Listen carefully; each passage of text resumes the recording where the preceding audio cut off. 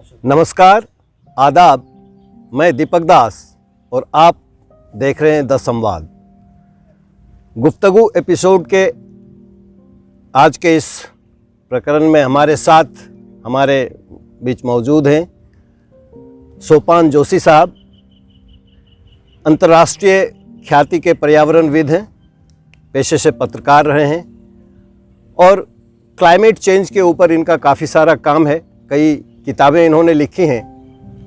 आज climate change को लेकर एक मीडिया वर्कशॉप पूर्णिया के VVIT Vidya Vihar institute of technology के प्रांगण में संपन्न हुआ। तो हमने जोशी जी से अपनी बातें रखी कि आपसे मिलने का हमारा सौभाग्य मिला है, तो क्यों ना हम लोग एक अपने गुफ्तगू एपिसोड के लिए कुछ बातें कर लें। तो उन्होंने सहर्ष अपना समय देने के लिए स्वीकार किया। तो ये हमारे लिए एक अच्छा मौका, हमारे दर्शकों के लिए कुछ जानकारियां लेकर हम आपके बीच उपस्थित हुए हैं। आपका स्वागत है सोपान जोशी साहब संवाद के इस मंच पर। और अभी काफ़ी बातचीत हमारी हो भी रही थी। हम अपने दर्शकों के लिए आपसे जानना चाहेंगे कि ये जो क्लाइमेट चेंज है, जो जलवायु परिवर्तन है, इसका सीमांचल के इस क्षेत्र पर आपकी नज़र से क्या असर पड़ रहा है और आने वाले समय में पड़ने वाला है? आपको और आपके सभी श्रोताओं को नमस्कार। जलवायु परिवर्तन का सबसे बुरा असर उन इलाकों में पड़ेगा जहाँ पे प्रकृति से संबंध बहुत बारीक संतुलन पे चलता है। जी। सीमांचल का इलाका दुनिया के सबसे ताकतवर मॉनसून के, दुनिया के सबसे ऊंचे पहाड़ से टकराने का जी प्रसाद पाता भी है और उसका प्रकोप भी सहता है। जी। आखिर हिमालय से आने वाली मिट्टी से ही ये इलाका समुद्र से ऊपर बना रहा है। लेकिन उसके लिए यह ज़रूरी है कि हम माने कि पानी को और मिट्टी को फैलने के लिए ज़मीन चाहिए। जी। पिछले 200 साल में जिस तरह से ज़मीन की एक तरह की भयावह हवस ने हमारी समझ पे ताला लगा दिया है, जी, उसकी वजह से यहाँ पे बड़ी संख्या में लोग बाढ़ से और सूखे से दोनों से प्रताड़ित हो रहे हैं। तो ऐसे इलाके जलवायु परिवर्तन में और संकट में आएंगे, क्योंकि सभी वैज्ञानिकों के अनुमान यह बता रहे हैं कि बारिश, रिमझिम बारिश कम होगी जी और तेज़ बारिश बढ़ेगी। तो वैसे ही सीमांचल में हिमालय की नदियों से इतनी तेज़ी से अचानक पानी आ जाता है। जी। अब ये आ रहा है कि अगर बारिश के दिन कम होंगे लेकिन मात्रा बढ़ेगी, तो इसका मतलब बाढ़ की आशंका और बढ़ती ही चली जाएगी। जी। यही नहीं, रिमझिम बारिश कम होने का मतलब यह भी होगा कि सूखा ज़्यादा पड़ेगा। तो जिस जगह पर इतनी बड़ी संख्या में कमज़ोर लोग रह रहे हों, जो कोई बहुत अच्छे हाल में नहीं हैं, और जहाँ इतना बारीक संतुलन प्रकृति का रहा हो, वहाँ पे उस संतुलन के बिगड़ने की कीमत हमारे लिए हमारी कल्पना के दायरे से बाहर है।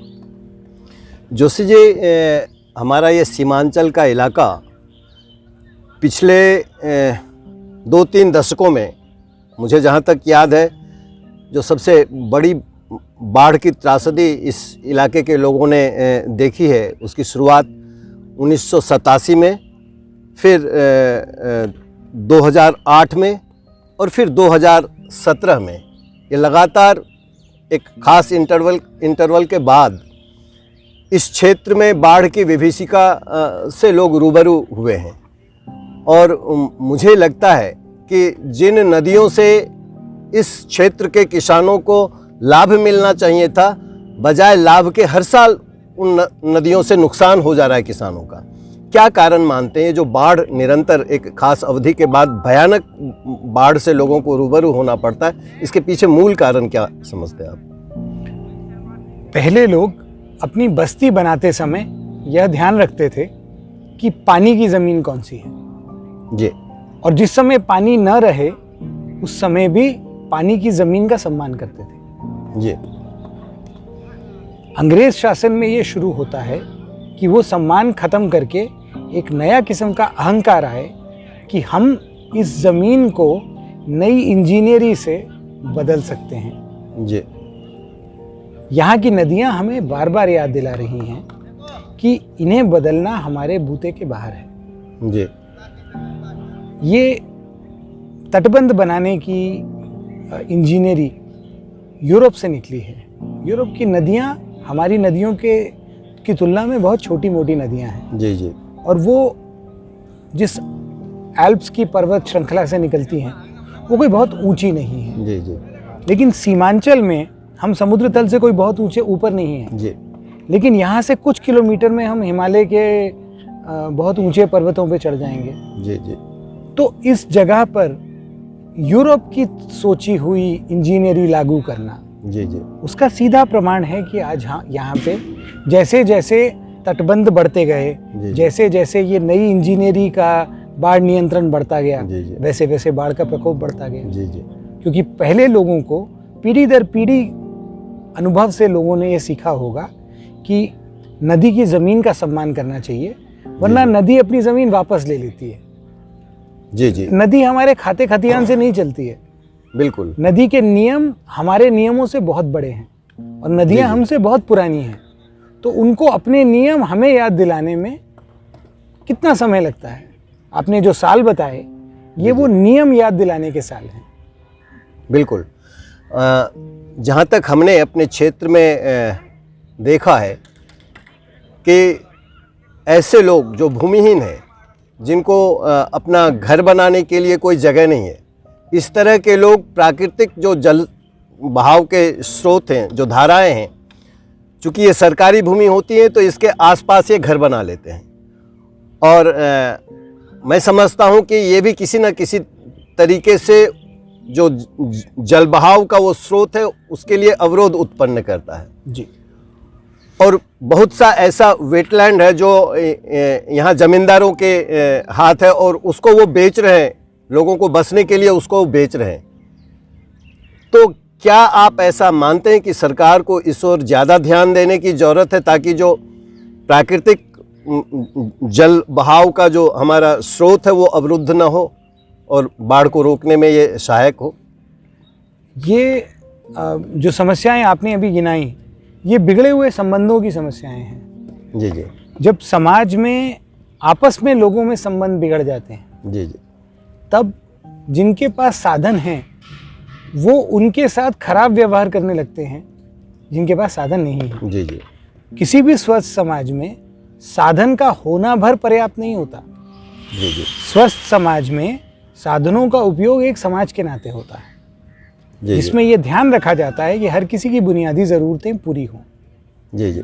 जब कोई समाज इस तरह की ज़मींदारी में फंस जाता है, ये व्यवस्था कहाँ से आई? ज़मींदारी व्यवस्था ये अंग्रेज राज में परमानेंट सेटलमेंट से शुरू होता है। जी। जी। उसके पहले राज करने वाले चाहे अच्छे हों चाहे बुरे हों, उन्हें लोगों से सलाह मशवरा करना पड़ता था। जी। जी। लेकिन अंग्रेज़ों ने, क्योंकि उन्हें भारतीय लोगों से बात करके समझौता करके काम नहीं करना था, जी। जी। तो उन्होंने ज़मींदार नियुक्त किए जिनका काम था लोगों से लगान वसूल के कंपनी बहादुर को देना। जी। जी। कंपनी बहादुर को लोगों से कोई मतलब नहीं था। जी। जी। कंपनी बहादुर का लेना देना सिर्फ जमींदारों से था। जी। जी। तो ये किसी समाज में संबंध तोड़ने का सबसे अच्छा तरीका है, जहाँ पे लोग अपने लोगों के खिलाफ खड़े हो जाते हैं। जी। जी। जहाँ इस तरह की उत्कंठा, इस तरह की दरिद्रता आ जाती है। जी। जी। कि लोग ऐसे काम करने पे या तो मजबूर हो जाते हैं या आमादा हो जाते हैं। जी। जी। जो कुदरत के नाते ठीक नहीं है। हमारे दर्शकों के लिए मैं आपसे ये जानना चाहूँगा कि विकास के नाम पर जो सरकार ये तटबंध और ये डैम और सड़कों का जाल और पानी के बहाव को रोक कर उसकी दिशा बदल देना, अब आपकी नज़र में, आपकी समझ में ये जो विकास का एक मॉडल लोगों के सामने रखा गया जिससे फ़ायदा कम और नुकसान लोगों का ज़्यादा हो रहा है, आपके नज़रिए से ये क्या है? ये ठेकेदारी का विकास है।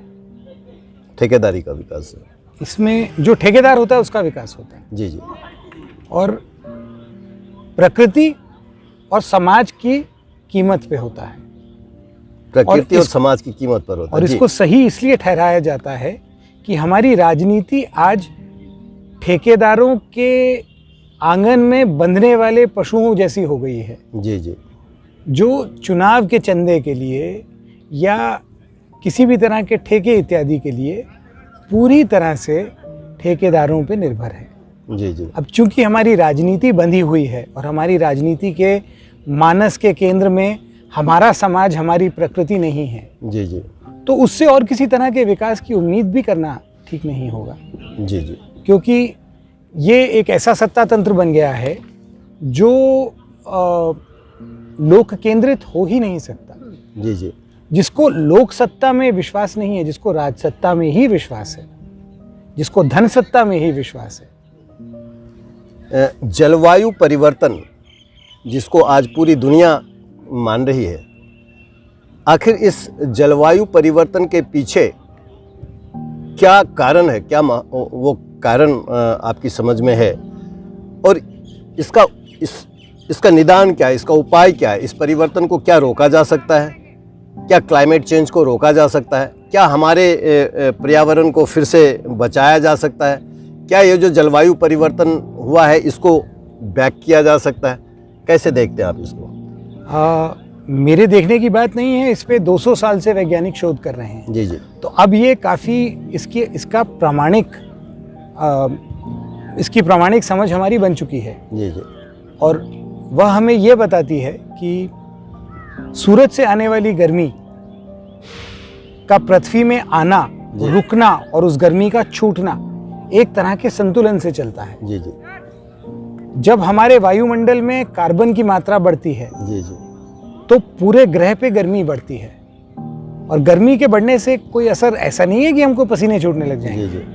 उससे कुल मिला के जो मौसम का ढर्रा है, ऋतु परिवर्तन का जो ढर्रा है, जी जी, उसमें बदलाव आते हैं। और इन बदलावों का कारण ये है कि अचानक वायुमंडल में जो नई ऊर्जा आ गई है गर्मी की, जी, वो तरह तरह से बदलती है। जी जी। तो अब हम पा रहे हैं कि अभी अमेरिका के दक्षिणी राज्यों में जहाँ बहुत गर्मी बढ़ती है, जी जी, वहाँ बर्फबारी, तूफान और एकदम ठंड का कहर है। मौसम में ठीक विपरीत परिवर्तन हो और गया। उत्तरी ध्रुव पे गर्मी चल रही है। जी जी। ये जलवायु परिवर्तन का परिणाम है। जी जी। जलवायु परिवर्तन हमारे मौसम के चक्र को बदल देता है। जी जी। क्योंकि जब हमारे वायुमंडल में कार्बन ज़्यादा होगी, जी जी, तो वो गर्मी ज़्यादा रखेगी। सूरज का प्रसाद जो छूट जाना चाहिए अंतरिक्ष में, जी जी, वो वापस लौट कर आ जाएगा। जी जी। तो हम कुल मिला के उस संतुलन को अपने विकास की वजह से बिगाड़ रहे हैं। जी जी। कैसे? क्योंकि कार्बन एकमात्र गैस है। जी। कार्बन की जो भी कार्बन डाइऑक्साइड उसमें मुख्य है, जी। लेकिन कार्बन मोनोऑक्साइड भी है, मीथेन भी है। ये गैस हवा में गर्मी को रोकने का काम करती है। जी जी। वायुमंडल में कोई दूसरी गैस इस मात्रा में गर्मी को रोक नहीं सकती। जी जी। तो ये गैस कहाँ से आ रही है? इसके दो मुख्य स्रोत हैं, कोयला और पेट्रोलियम। जी जी। हम इनका खनन करके इनको विकास के नाम पे जला रहे हैं। जी जी। इनके जलने से हवा में कार्बन बढ़ रहा है। जी जी।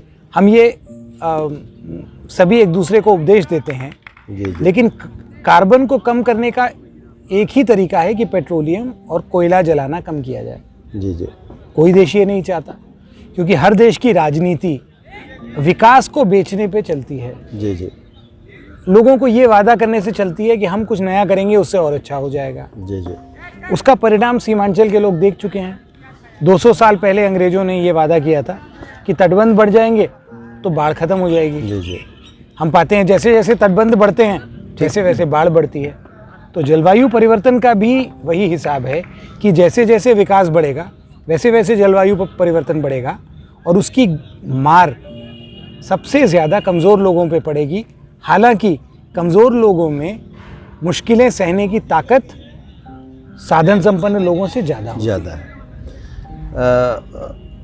जोशी जी, मैं अपने दर्शकों के लिए आपसे आखिरी सवाल के रूप में हम ये चाहेंगे कि आप क्या कहना चाहेंगे आमजनों से कि इस पर्यावरण को बचाने के लिए हम लोग जहाँ तक इसको ये पर्यावरण हमारा बिगड़ा है, अब ये फर्दर ना बिगड़े, फिर और आगे इससे बुरे हालात पैदा ना हो, क्या करना चाहिए? क्या सामूहिक प्रयास लोगों को करना चाहिए जिससे हमारा जो ये पर्यावरण है और बिगड़ने से बचे? पहली बात तो हमें ये माननी पड़ेगी कि ये पर्यावरण बचाने की समस्या नहीं है। जी जी ये अपने आप को बचाने की समस्या है। जी, बिल्कुल। पर्यावरण को इससे कोई संकट नहीं है। जी जी पृथ्वी के पर्यावरण ने न जाने कितने प्रलय देखे हैं। जी जी और वो उसके बावजूद चल रहा है, क्योंकि वो सृष्टि ने उसको इतना बड़ा और इतना मजबूत बनाया है कि वो बदली हुई परिस्थिति में अपना संतुलन ढूंढ लेता है। जी जी बात ये है कि उस बदली हुई परिस्थिति में हम होंगे या नहीं, या अगर हमारी संतति उसमें होगी जी जी तो क्या वो अपने पुरखों को कोस रही होगी कि उनके पुरखे इतने मूढ़ थे कि उन्हें दिखा नहीं कि सामने खाई है और उसमें कूद गए। जी जी तो ये बात पर्यावरण बचाने की तो बिल्कुल नहीं है। जी जी ये बात है कि क्या हम अपने अपने अस्तित्व आप को अपने आप से बचा सकते हैं। जी बिल्कुल। तो वो क्या सुझाव है लोगों के लिए कि हमें अपने स्तर से क्या प्रयास करना चाहिए जो पर्यावरण को बचाए रखने की दिशा में एक कदम हो सकता है? पहली चीज़ तो ये ध्यान में रखना ज़रूरी है कि हमारे सभी आनंद, सभी भोग की वस्तुओं का औचित्य दूसरे लोगों से है। खुद कितना खा लेंगे हम, उसकी सीमा है। जी जी आनंद हमको दूसरों के चेहरे पे आता है। जी जी तो कम साधनों में दूसरों के साथ मिलके जी जी आनंद करना, यही इससे बचने का एकमात्र तरीका है। अगर हम में से हर व्यक्ति अपने लिए मोटर गाड़ी चाहता है, जी जी अपने बिजली के साधन अलग चाहता है, जी जी तो उसको फिर अपने लिए अलग ग्रह भी ढूंढना पड़ेगा, जी जी क्योंकि पृथ्वी का बंटवारा नहीं हो सकता। जी जी जी अगर हम लोग इस पे सुगम रूप से अपनी आजीविका नहीं चला सकते जी जी तो सृष्टि को हमें खत्म करने से कोई दिक्कत नहीं होगी। तो कहने का मतलब ये कि ये जो फॉसिल फ्यूल है जिससे कार्बन उत्सर्जित होता है, उसको हम जितना कम कर लेंगे, हम अपने पर्यावरण को उतना ही ज़्यादा सुरक्षित कर पाएंगे। और जब तक हमारा पर्यावरण सुरक्षित नहीं होगा तो हमारा अस्तित्व खतरे में है, ये तो हमें मान लेना होगा। तो आप हमारे साथ थे सोपान जोशी साहब, प्रसिद्ध पर्यावरणविद, जाने माने पत्रकार, काफ़ी पुस्तकें इन्होंने लिखी हैं, देश विदेश में जाते रहते हैं, सेमिनार सिंपोजियम में रहते हैं। आपका बहुत बहुत धन्यवाद जोशी साहब, आपने वक्त निकाला संवाद के लिए। हम संवाद टीम की ओर से आपका धन्यवाद ज्ञापन करते हैं। आपका भी और आपके श्रोताओं का आभार। धन्यवाद। नमस्कार।